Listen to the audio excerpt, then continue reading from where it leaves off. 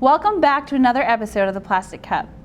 The last few weeks we've just been enjoying different people coming and having conversations, sharing parts of their story or maybe more of all their story. So we have some really special guests today. I have two special guests with me today. These young ladies are college students that we have here at CBC, just the girl college students that we have. We do have other ones, but they're of the male gender. So we have Emily Smotherman and Sarah James Lilly, and these girls both have been an encouragement to me. I know you both have worked in nursery and in the children's wing with my kids, and I've loved just talking with you. You guys are both very sweet, and you've been super helpful to me as we've kind of joined the Community Baptist Church recently, so we appreciate it. But if you don't mind, just kind of sharing a little bit about yourself and your family and kind of where you are, where you're going to school. I'm Sarah James. I am going into my junior year at the University of Tennessee at Chattanooga. I'm studying interior architecture and design. As far as my family goes, my mom and dad met in college, rest is history. But I have a younger sibling, Becca, she's in high school, and a younger brother, Matthew, he is in elementary school. So I'm the oldest and the wisest. Yeah, of course. But yeah, that's kind of my family. I lived in this area my whole life. Yeah. So I'm Emily. I grew up in Spring Hill, Tennessee my whole life. I'm about to go into my sophomore year of college. My mom and dad were met on a blind date. That's a long story. I got a younger brother. He is about to start high school, so that's fun. And where do you go to school? Union University. University. So you're both in Tennessee, right? Mm-hmm. Okay. Yeah, I'm still learning all my Tennessee places and colleges and things like that. But that's exciting. You guys, those of you who've been in school, have kind of come across a very interesting scenario, a new thing, this whole coronavirus. And so I was just going to ask you kind of what that looked like for you all while you were at university, and what kind of adjustments have you made, and then the transition home, and then transition to home learning, kind of last minute having to grab your stuff and go home, or whatever it looked like. Can you guys kind of share some of those struggles and things? Yeah, I was actually during spring break when they announced that we were closing, so I went home with my roommates. Mm-hmm. I go home usually for the first part of spring break with them to Florida. That's where they're from. And so they announced that we weren't going back at the end of spring break. So that was kind of like, all our stuff is still there. What do we do? So I came back home to Spring Hill home in the middle of spring break. And, more information was coming out very slowly through the school, when we could come get our stuff, how classes were going to work. And it was kind of a concern for me because my major is something that requires me to do a lot of projects, hands-on projects, and so I didn't know how online learning was going to work with something where I'm doing hands-on projects like that. But luckily, my roommates and I live on a off-campus house, so there wasn't a big concern about moving out of a dorm or anything. Okay. I know that for a lot of my friends, that was a big issue, is because the school was trying to close down campus, limit contact as much as possible. So moving out was a weird thing for them because they had just a couple days where they were allowed to go to campus and get all their stuff and move out completely. Online learning actually ended up being okay for me.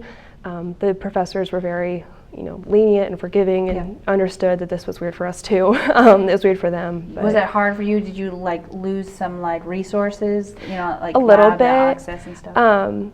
This past year I was doing a lot more online software project type stuff, so it was a little bit easier. If it had been my freshman year in this program, it probably would have been more difficult.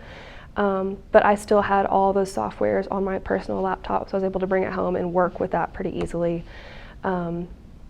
So that wasn't a big issue for me. It was a bit of a learning curve, but other than that, it was actually okay for the most part. So. Probably easier to say now that we're done. Yes. Yes, ask me that a couple weeks ago, we would have, been different. But right, I understand. How about for you, Emily?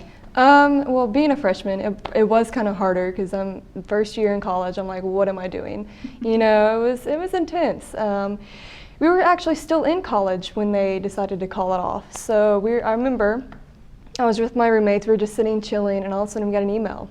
It was about 7 p.m. and you could tell people got it because outside people were screaming, they were happy. And over here you have people like me like, oh, this is great. It was just, and being my major, it was a nursing major, and I like academic, like face-to-face. Like, I want to be able to see it. My lab teacher was like sending videos of everything, and I'm like, this isn't working. Yeah. But I made it out okay. Moving out was fine for me, because I was just down the road 2 hours. My friends, on the other hand, they were like international or like Alaska. They had to fly, you know, so my friend actually rented a place to just store her stuff. Okay.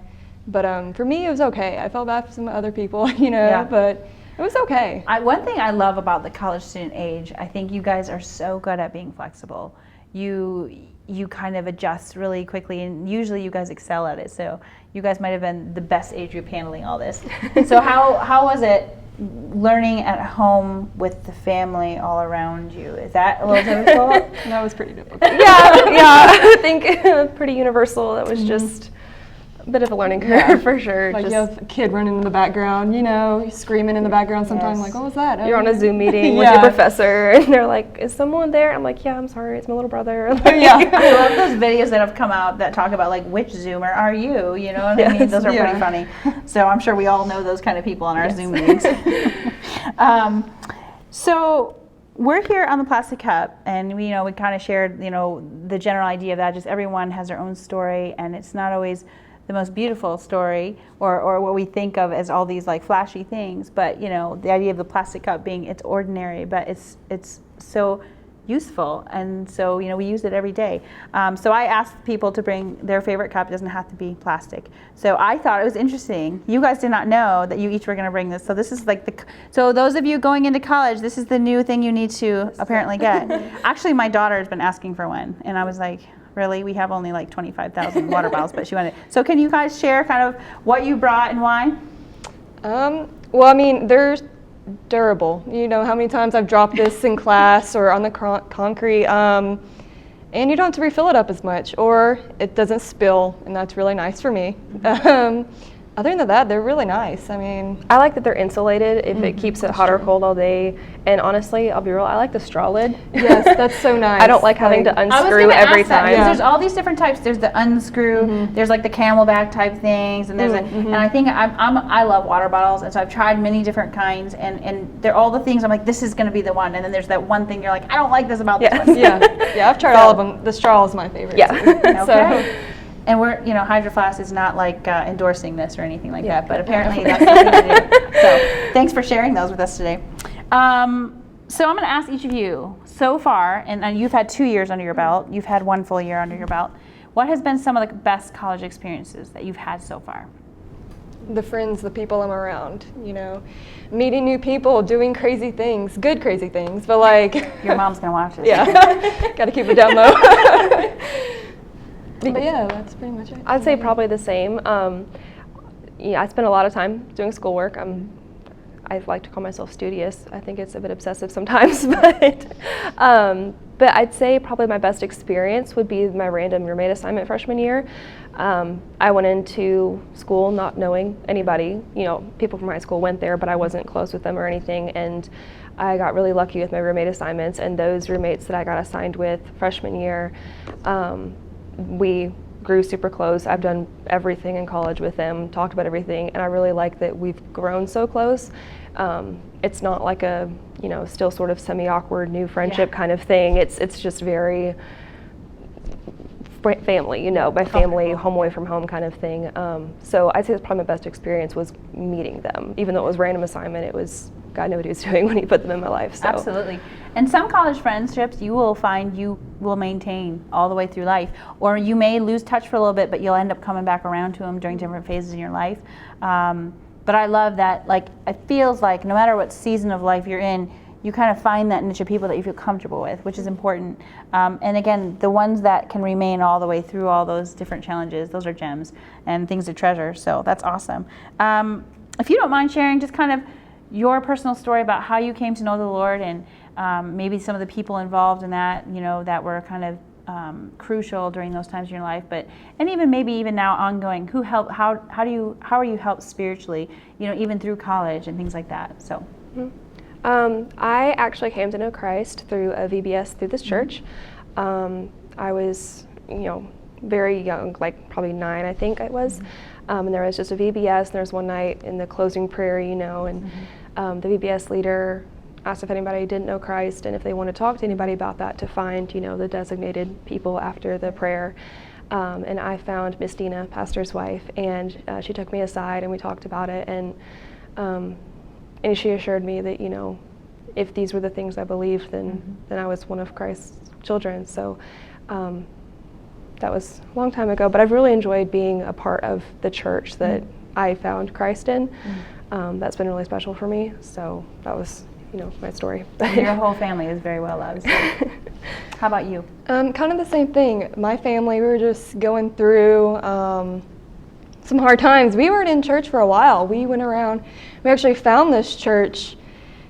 I don't know, it was a long time ago when they were just in 2 buildings. You had to cross the street just to go. You probably remember that. You got to cross the street to go to the youth group. We came in, we first found out because I think it was the flyers, just stuff, and we finally showed up and Pastor Mike was there and he just introduced us. It was a warm feeling when he walked in, and just listening to them tell their story, and made me open up to them. Everyone was nice. You weren't afraid to just show your true self. People were really nice. You talked to everyone. If you were sitting alone, someone would come up and talk to you. It was really opening. And I think I truly came to know Christ from this church here because everything was open, and I learned to open up myself. Because I used to go to a bigger church, and it just felt too big. You didn't really know anybody. You just felt excluded. So. Yeah. Well, that's awesome. That's awesome. What would you say is some of the best advice you've received? You remember going, it wasn't that long ago, we were going to your graduation parties and things like that, but like from high school, but usually, people give you cards and they give you advice, or, looking back, you've lived long enough to have some advice go, oh, that was really good. Or you could even share maybe ones that not so good, what not to say. That could be probably a whole nother episode. Mine would probably be don't give up, because there's been times in life you just want to, I'm done. It's just through school, it's like I can't do this anymore. But just have those people around you just to tell you don't give up, or there for you, or pray for you. That really helps. Mine would probably be, have you eaten anything today? Breathe and go to bed. It sounds like your mother. Yeah, I have several people in my life who, when I stress myself out, get into my own head, especially doing schoolwork, long nights, whatever, I just overwhelm myself, and I start nitpicking details and that kind of thing. And it's just, have you taken care of yourself today? Have you eaten? You just need to take a breath and go to bed. It's not that important tonight. It's not, the end of the world tonight. You just need to breathe and take a breath and go to bed. Both of those are great advice. I know sometimes we try to find this magical answer, and I think there's a lot of smart people that are like, you just need to sleep. Things look better when you have sleep. They do. Or good food, or just walk away from the situation for a few minutes and get a little perspective. I get the same way. I get overwhelmed, and my husband's able to be that person to me. Yeah. So I totally get it. That's great advice, both of them. And to have people around you that can pray for you and to feel that support, it helps get yourself back up and say, I can do this. I have people, an army behind me helping me along. So what are your future plans and dreams after college? I think you guys both shared kind of what you're studying, and I know these things can change. These are not like, you're not like locking yourself in, because those of us have lived a little bit understand that we may have plans at 21 and it may not have panned out the same way, and we're okay with that. So, but right now, kind of what are you looking towards in your future after college or during college, or what you want to accomplish? One of the things I'm looking forward to most in life is someday becoming a mom. I've always really enjoyed kids, so that's kind of something I'm looking forward to. It's not in my future right now, but once I'm done with college, I want to start a family, and but in regards to my career with architecture and that kind of thing, I'm thinking I want to do residential design. Based on the few classes I've taken so far, I prefer residential, doing houses, that kind of thing, as opposed to large commercial buildings. So that's probably what I'm going to go to career-wise before I maybe someday get to be a mom. But that's kind of both my personal life and career-wise what I want out of my life in the future. Well, there's a lot of new housing development around Springville, so maybe you can come back. Yes. We'd love to keep you. So. Well, like I said, my major was nursing, but I actually decided to change that. You can say it was the coronavirus, the big stay at home, I'm done with this, but I actually doing forensic science and criminal justice. So I want to actually become a detective. I don't know, I love reading people, sociology, with society and understanding all that. That's kind of my career side. I do want to start a family. I know it sounds bad to say, it's not in my process right now, like in the path, but if I come across it, I'm excited to start it. Yeah, no, both lofty goals, lofty goals. I usually ask this question to the people that come on the Plastic Cup, because I know everyone's a little different. They're built a little different. What makes them tick is a little different. But what would you say when you feel depleted or empty, fills your cup spiritually, or fills your cup, even physically? Some people have said they need to go for a walk or do certain things. Like, what would you say for you are those things? For me, it's probably creating. I enjoy the arts, whether that be painting or drawing or even making music. I played the flute for a long time. So creating something, making things beautiful, that's part of why I enjoy the major I'm in, is making spaces, making people feel at home, making things a place where people feel comfortable and beautiful. I enjoy making something with my own two hands. I enjoy that process, and that's something that I guess fulfills me both spiritually and physically, I guess. I find satisfaction in looking at something I've made, but also in the process, it's a kind of a self-focusing sort of grounds me. It gives me a source of release, I guess, of any tension and anything like that. So. Mine would probably be either reading, I just like going in my own mind space sometimes, or even just talking to people, hanging out with my family just gets me out of my comfort zone, distracts me from what's going on, and have those people around me just to kind of physically get me back on my feet. So. Yeah. Well, I'm sure your families are super pleased that you're home. I know our church family loves to have you, and hopefully too, I know we haven't been able to get together as a church family or anything yet, but this gives us an opportunity to speak with you per se. At least I get to, and everyone else gets to join in. So we're so thankful you're home. We're so thankful you guys are done for the year, and we're praying for you, and let us know if we can do anything else for you. But thanks for joining me here on another episode of the Plastic Cup.